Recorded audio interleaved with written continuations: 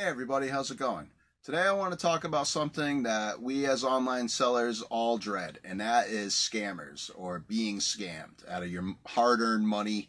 You work hard to find the item, list it, you sell it, you pack it up, and you feel like everything is good.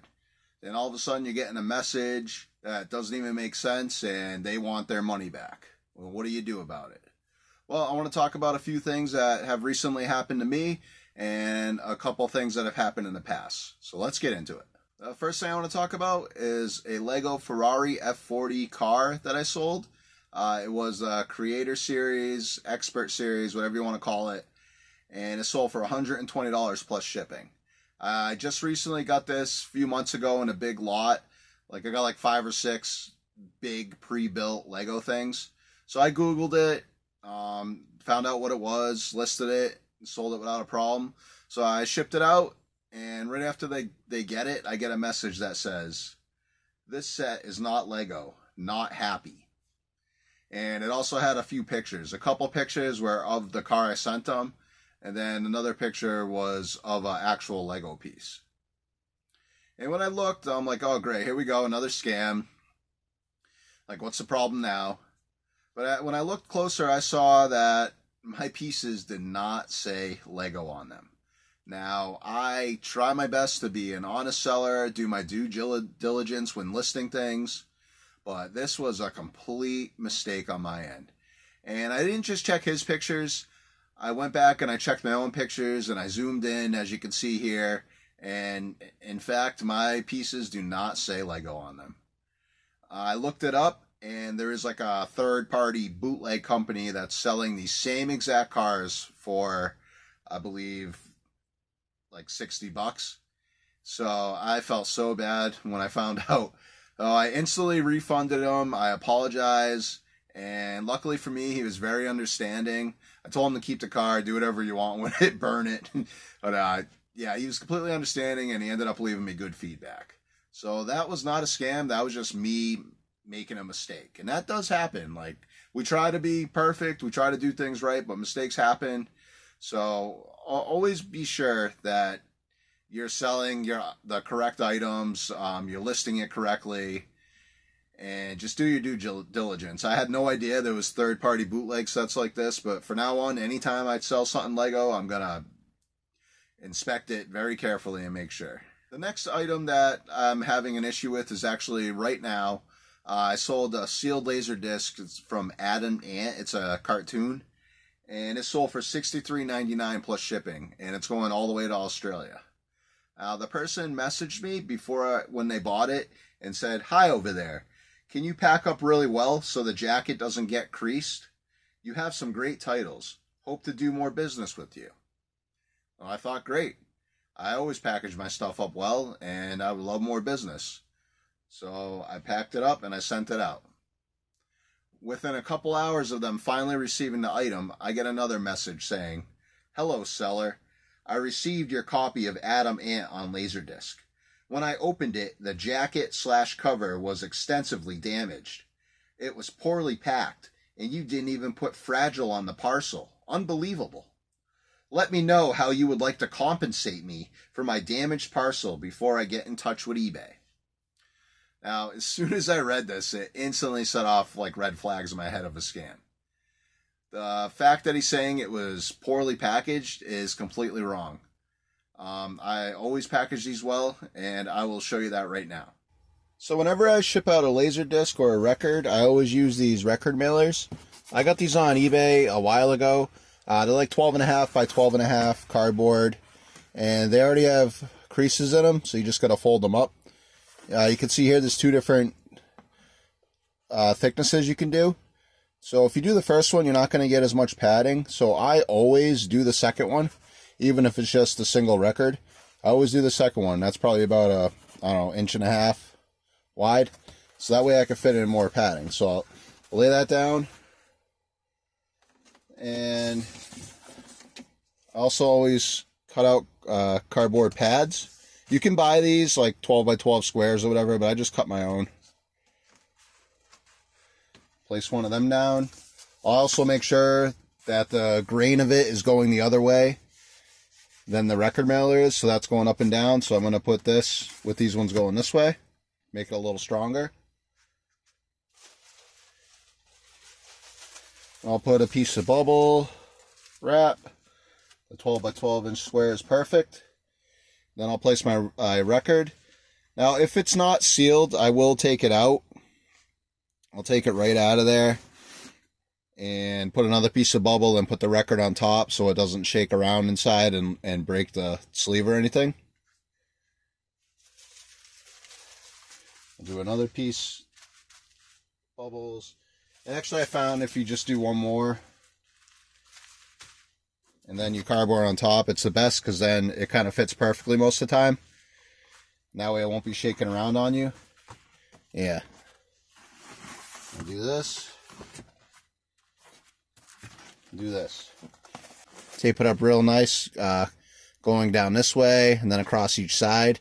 So that's not going anywhere. It's very strong. I've shipped these all over the world, Germany, all kinds of places, and never had an issue. But I don't know, you guys can let me know what you think. Like, does this look strong to you? Or is there another way you would package them? But I don't see anything wrong with this or how I could have done it any better. I've sold multiple records, Laserdiscs like that, and I've never had an issue. Only had good things for people to say. I'm not saying it can't get damaged, but you know, if it ended up getting damaged somehow, is that really my fault? And is that poor packaging or is it poor handling by whoever shipped it all the way to Australia? So I messaged him back and I said, "Hi, I apologize if the item got damaged during shipping. I packed it in a record mailer with extra cardboard supports and bubble wrap. Can I please see pictures of the damaged item and box?" And I got no response. So that's another big red flag, because if something really got damaged, you think you wouldn't be so quick to call out for compensation, right? You would probably send me pictures, just be like, "Look, this got damaged." Just a lot of things just like don't add up to me. He's complaining about the fact I didn't write fragile on it. I mean, yeah, I mean, that always helps, but you think if something's going global and you see it packaged up like that, you think that, you know, I just don't see that as a reason for somebody to go stomping on it because it doesn't say fragile. Would it help? Sure, but is that the reason I got busted? No. And he says, "Unbelievable. Let me know how you would like to compensate me." It's like, no, a lot of people on here are just fishing for partial refunds. It happens more than I'd like to admit. I mean, if there is something really wrong with my item or something, sure, I'll help you out. I'll do the best I can to make you happy. But if I think it's just an outright scam, then no, you're not getting anything from me. Not without a fight, anyways. Another instance was a DVD that I sold. This was probably about 6 months or so ago. And I sold it for $30. It was a new sealed DVD, and I had it listed as Region 1. Now, if you don't know what regions are, depending on where you live in the world, they make DVDs different regions. For US and Canada, it's Region 1. Some DVDs are region free, so I always check it and I'll always list it just so people know what they're getting. The guy messages me right after he gets it and says, "I am very upset. This is not Region 1 as you claimed. I will be contacting eBay along with leaving a very nasty feedback." So I'm like, okay, like this is not right.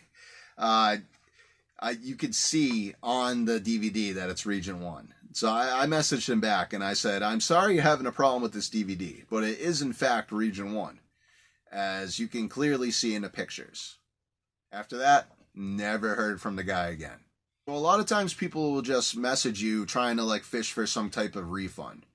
And at the slightest like hint of resistance, they usually give up. Especially if it's something bogus like that. Like you can clearly see, no, this is Region 1. And yeah, because a lot of people are afraid to get bad feedback, which I don't want any negative feedback, but I'm not just going to hand over money that there's no reason to hand over. So I know it's like unavoidable. Eventually someone's going to give you bad feedback for something. You can try your best to avoid it, but don't let these scammers push you around. That's my best advice. Another time was during the pandemic. I was selling a lot of puzzles and stuff, and I sold this ice cream puzzle. I believe it was a 1,000-piece puzzle. It was new sealed, box had like a little mark on it, so I listed it as like damaged packaging, still sealed. The guy gets it, and about a day later messages me, says, "Oh, this puzzle is missing one piece, which will not work for me. I wanted to hang it up in my kitchen. Please tell me how I can return this." So I'm like, all right. I just told him, if you want to return it, you can go ahead and put in for a return. Because I do have 30-day returns, but buyer pays return shipping. So I'm waiting. Guy never returns it. A little over 30 days later, he messaged me again. "Hi, I would like to return this item. How do I go about it?" So I message him and I say, "Sorry, unfortunately it's past the 30-day return date." Never heard from him again. So you never know, like, what, sometimes you get some really bizarre people on here. The last thing I want to talk about, and the biggest scam that I've ever personally had to deal with, was right after I started selling on eBay pretty much. I was still getting used to it, trying to build up my sales and stuff like that. And I was selling some bigger items. I sold a sealed Game Boy for $700. Some other sealed games I came across, because I don't collect sealed games really. I'll rather collect things I can actually play.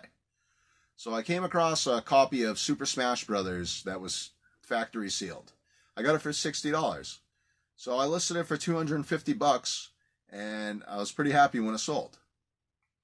The guy gets the game and pretty much instantly messages me saying, "There was the wrong game inside. How could you do this? Why would you do this to me?"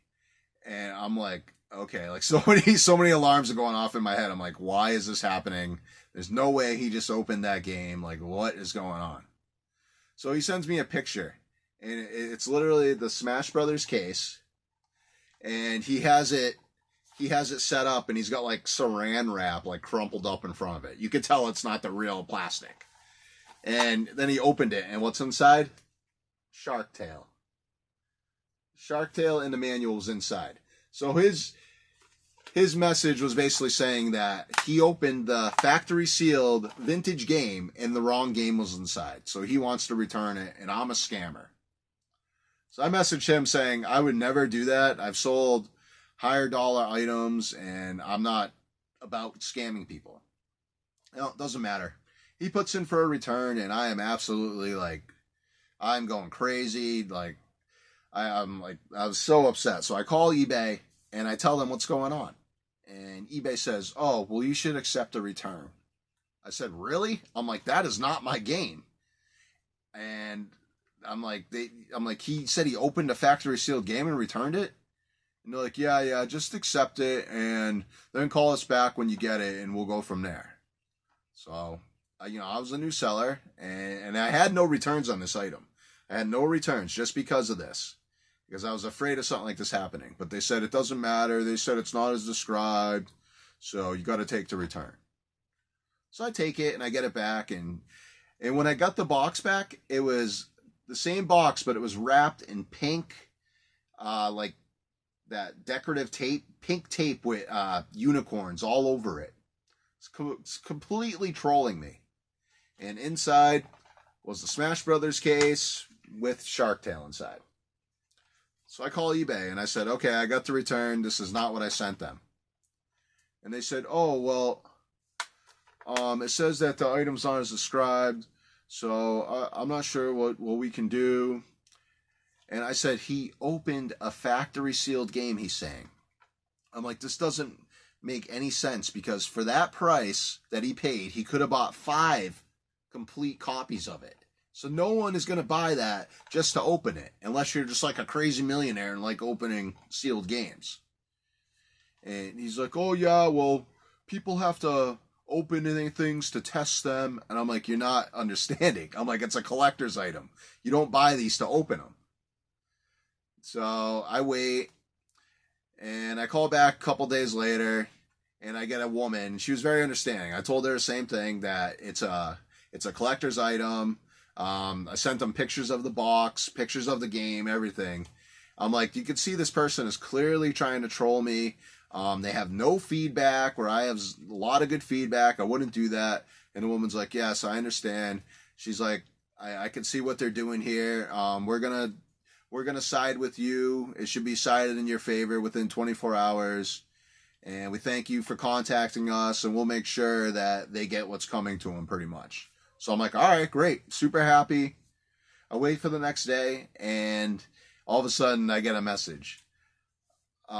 This dispute has been cited in the buyer's favor. A full refund has been given, and there's nothing more you need to do unless you wish to dispute it or something. So I'm like, what? I'm like, they just told me that it was going to be cited in my favor. So I call him back, and I'm like freaking out at this point. I'm like, I was told yesterday this was going to be decided in my favor, and it was decided in their favor. I'm like, so I don't know what's going on. And the guy's like, oh, hold on a minute. Let me talk to my supervisor. So finally the guy gets back on the phone. He's like, yeah, he's like, this was supposed to be decided in your favor. So we went ahead and reversed that for you, and we removed the negative feedback, and you're all set. And I was like, wow, thank you very much. Like, so in the end, like, that was like the biggest headache, the biggest nightmare. You send somebody a collectible sealed game. They're saying they opened it and Shark Tale was inside.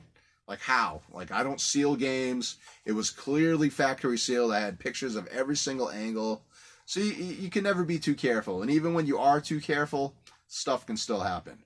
I'm just thankful that, you know, I got through to the right people on eBay and they were able to help me. Because I was still a very new seller at the time. And, you know, that sale meant a lot to me. If they didn't do that for me, I probably wouldn't be selling on there today. Because that's ridiculous. Person had no feedback and was completely trolling me. Everybody knew it. Like, so, I don't know.